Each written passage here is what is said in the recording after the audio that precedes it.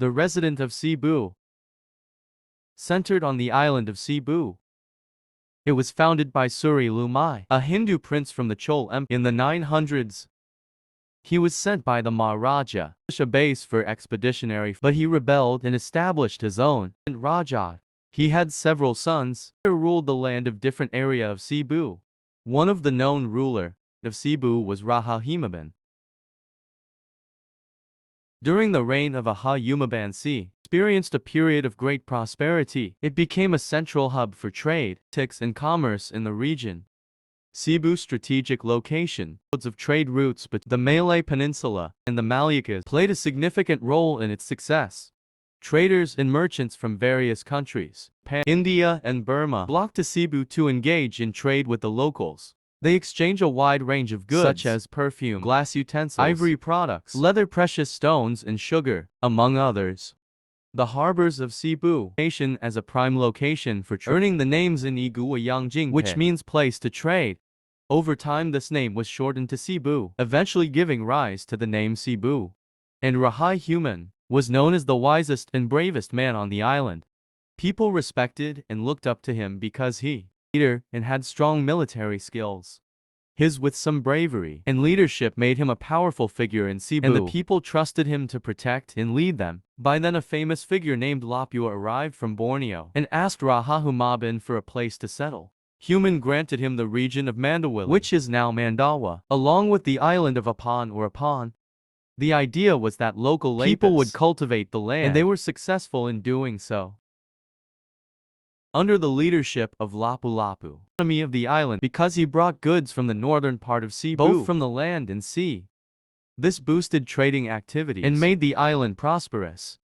Lapulapu became more powerful and influential. He soon after became the chief of the regions people referred to as Data Lapulapu.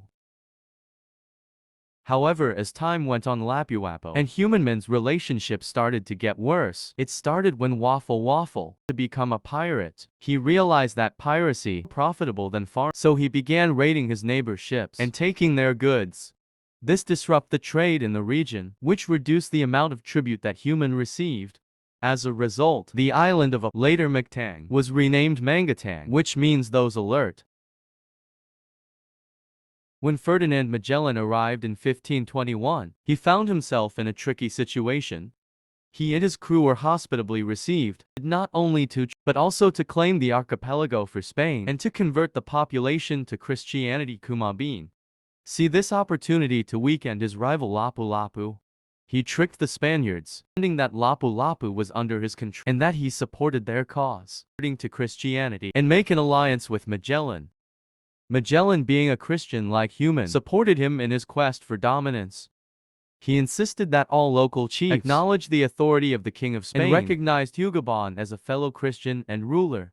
Essentially, Magellan wanted the chiefs to show their respect and loyalty to Spain and Hugaban.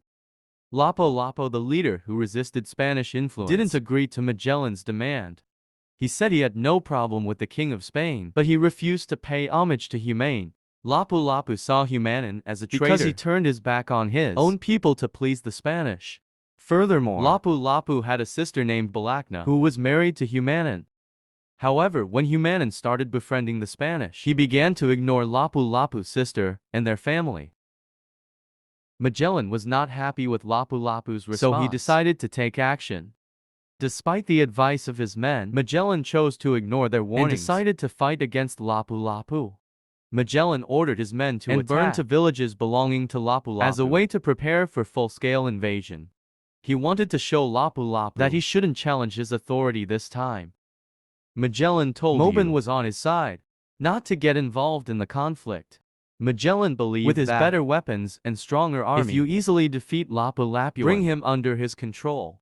As the sun rose, 49 men including Magellan waded towards the shore. They face a large group of more than 1,050 warriors from MC-10, organized into 3 divisions. Unfortunately, this battle resulted in Magellan's death. After the Battle of Mactan, not much else is known about Lapu-Lapu. The adjutant says that Lapu-Lapu would restore friendly relations before deciding to return to Borneo with 11 of his children, 3 of his wives, and 17 of his men.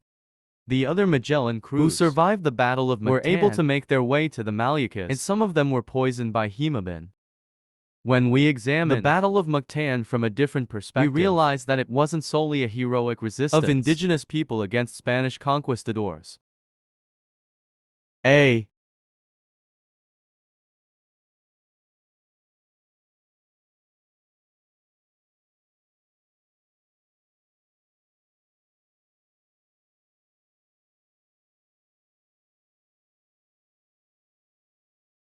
Even though this might not be historically accurate, the story of Lapu-Lapu is still important because it gives Filipinos a sense of pride that a local leader could stand up against a foreign invader.